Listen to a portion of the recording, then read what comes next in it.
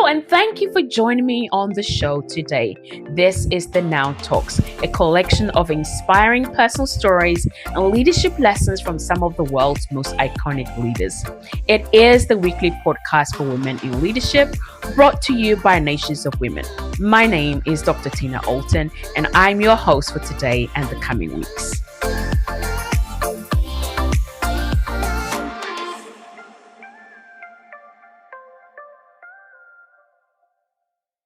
You can't lead well without trust, and you can't be trusted if your life and your words don't match. That's integrity. In a world of image, fast fame, and public platforms, integrity has now become like the unseen foundation that holds everything else up. You might not necessarily have to be or even be the loudest. You may not necessarily know a whole bunch of people, but the truth is, if you carry integrity, people will trust you, honor you, and follow you. But if you don't have integrity, then there is a big problem. This week in our three-part leadership that last series, we're going to take a deep dive into the quality that either strengthens your leadership from the inside or silently breaks it down over time. That is integrity. Over the last 2 weeks, we've been looking at credibility, why it's important to build credibility, and what it actually can do for you as a leader. Why we need to build credible relationships, that was part 2, and the importance of it. So, this week in part 3, we're now going to focus on integrity. So, let's dive right in. The Oxford English Dictionary defines integrity as the quality of being honest and having strong moral principles. It also means the state of being whole and undivided. So, therefore, I think integrity is twofold. One is about your ethics, how you live morally, and two is about your wholeness, how well your private and your public lives are aligned. It's not really just about, oh, I've got to tell the truth, but it's more and more and more and everything to do about being the same person everywhere. So, why does it actually matter in leadership? Well, leadership puts you in front of people. That's the truth. As a leader, you're constantly in front of people, but it's actually integrity that determines how long they're going to stay behind you, right? Because if you're in front of people, it means there are people behind you. So when you carry integrity, people don't have to guess your motives. You can lead with peace because you're not living a double life. Your private life, your public life, and everything else in between is the same. You live the same everywhere. And your influence grows securely. You become dependable in hard moments, not necessarily just in inspiring or good times.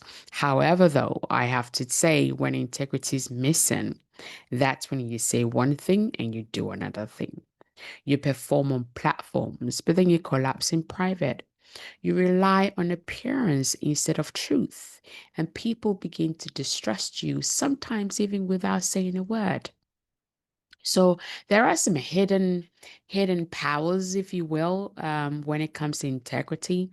And I would add this though, just from my own life, the opportunity and the incredible privilege I've had to lead so many other people, teams, organizations, and the relationship I've had through and with my mentors. The most powerful part of your leadership is the part that people can't see. And so here is what it might actually look like, because these are some of the things that people may not necessarily get to see. So, when a customer pays you or somebody pays something to you, buys something from you, you return it if perhaps maybe they overpaid. It also looks like being able to admit you're wrong without excuses, because we all do make mistakes. Every single one of us do make mistakes, but sometimes it's a little bit hard to admit, you know what, hey, Hannah, I was wrong. I got that wrong. And you can confidently be able to do that without excuses. That's integrity. It also looks like being able to and willing to protect someone else's name when they're not in the room. It's about keeping confidences. It's doing the right thing when no one is watching. It's saying no to opportunities that actually compromise your values, your convictions.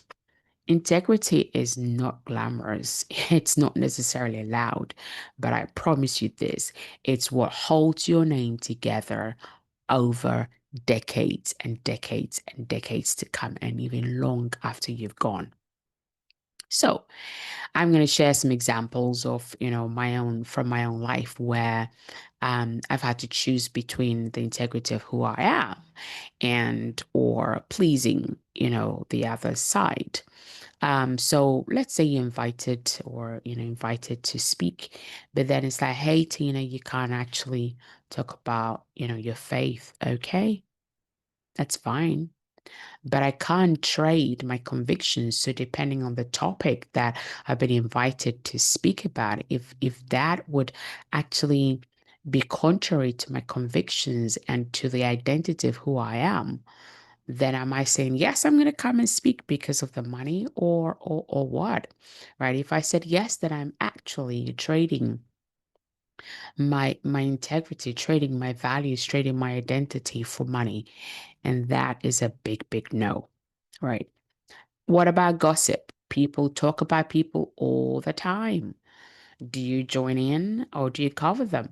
Not necessarily because they're perfect, but because it's just not right for gossip. Gossip can wound, gossip can hurt, gossip can erode. People's hard work. Gossip is just outright wrong, and you never join in. What about you make a mistake in a business deal that perhaps maybe nobody noticed? Huh. Integrity says you own it anyway. You own it to say, you know what, hey, I made a mistake. I made a mistake. You may not have seen it, or you might not necessarily have read it or checked it, but I did make a mistake, and I want to make up to it. I want to own up to that. So here's the truth. You don't lose integrity just in a moment. Although that's very, very true. You can lose your integrity just like that in a moment.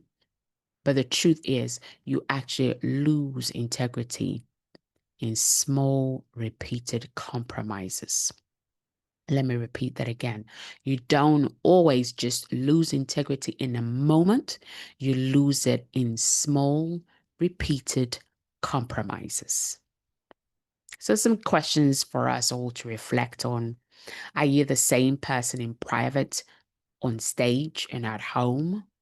What's one small area where you've justified compromise? Because often when you're compromising yourself, you justify it to yourself. You know the truth. Hey, I shouldn't do that. But then you justify it to yourself and give yourself reasons why this is okay to do it this time. So, just some reflection questions. Would your closest team say you're reliable, consistent, honest? Those that you work with, those that you're leading, will they be able to say yes to these three things? Another question is, do your values shape your decisions? Or is it pressure that's shaping your decisions? Because the quality of your decisions really tells the quality of your life, and it also tells us your level of integrity, right? And so now we move on to the challenges for this week. Is every time, every podcast, we bring you some thoughts that will challenge you. And then we also have a challenge, something that you can really go and just, implement. So number one is audit your private life. Are there habits or maybe even secrets that weaken your leadership foundation? Because integrity is part of your foundation as a leader. Like if you're building a house and you don't build the foundations well, or it's not very deep or the right materials, etc., then the house is not going to be very strong. So your foundations as a leader is very, very crucial. And the integrity that you have, the integrity that you walk with, the integrity that you do life with and lead with is part of that foundation, and it needs to be strong. So that's challenge number one. Number two is apologize if needed. Have you broken someone else's trust? Have you broken trust somewhere? It might have even been very subtly. But I want to encourage you. And I want to challenge you to choose restoration this week. Number three is set boundaries.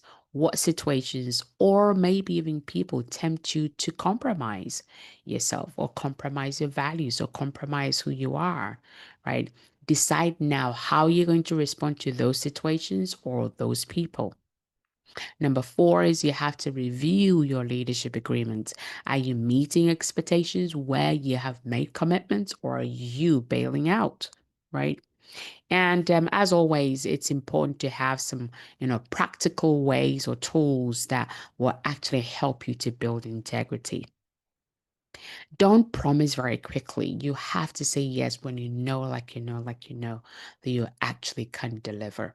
So don't say yes, to a speaking engagement if you actually can't really do a great job, because then you're going to compromise your integrity. You're going to take the money, but then it's going to be very, very evident that you did not actually deliver good value. So don't promise quickly. Stay accountable. Have somebody that you're accountable to. Have some accountability in your life.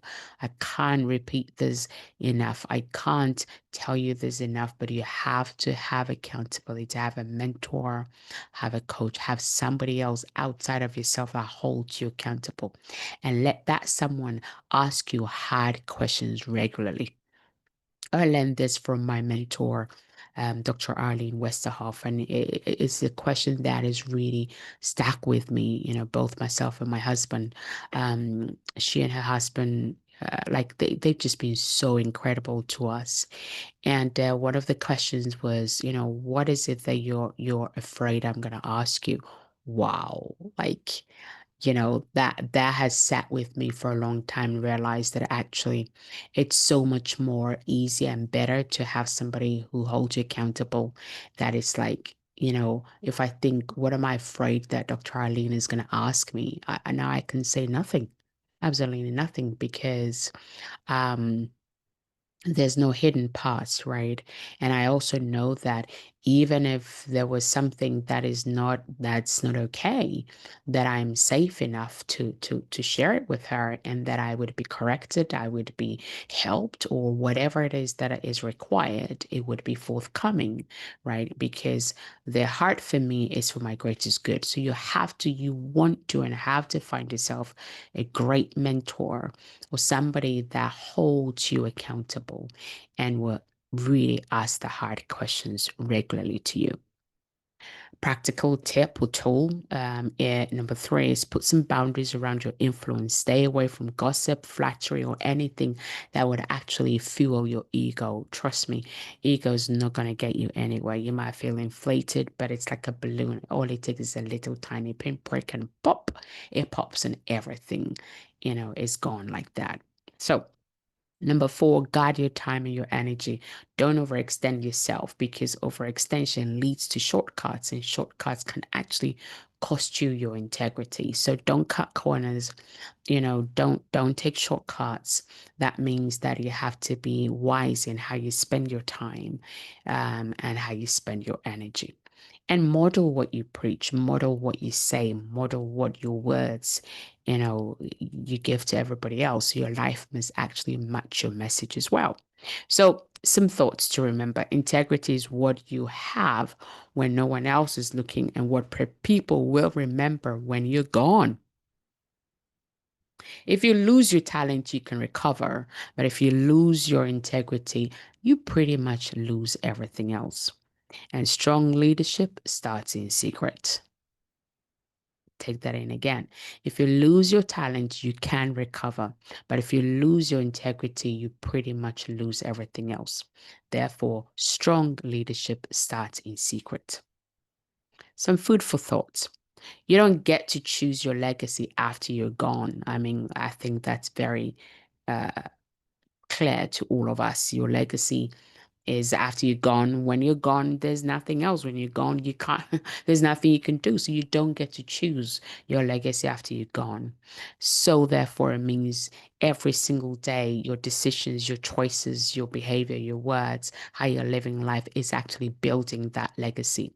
You're building it every single day with every decision, with every action, and every moment that you get to have.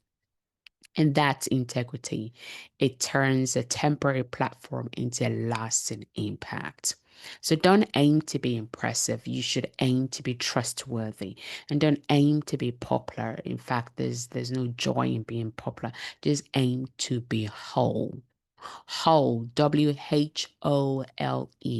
Aim to be whole. Aim to be all of who you are and who you're meant to be and who you're called to be. Don't lose pieces of yourself through compromise or because you wanted to impress somebody or because you wanted to gain something. Always remember and ask yourself this question: am I leading with integrity? So with that, I leave you, and I hope this has stirred something in you, and I hope that this will be one of the episodes that you'd come back to time and time and time again, and maybe send it to another woman or another leader that you admire. Or maybe use it as a start of, having some really deep accountability in your life. And finally, I want to invite you to the Nations of Women Summit happening in London, 8th to the 11th of September 2025. Just visit our website, nationsofwomen.com, and just, reach out for an invitation. Until next week we will be uncovering leadership traits that determines your emotional and moral stamina, character. So don't miss next week. Until then, enjoy the pursuit of your potential. See you soon. And that's all for this week. You've been listening to Dr. Tina Alton with the Now Talks, the weekly podcast for women in leadership, brought to you by Nations of Women. All that remains is for me to say have a fantastic week, stay safe, and reach out if you need any help now at nationsofwomen.com. Until next time, enjoy the pursuit of your potential, and remember, now is your time.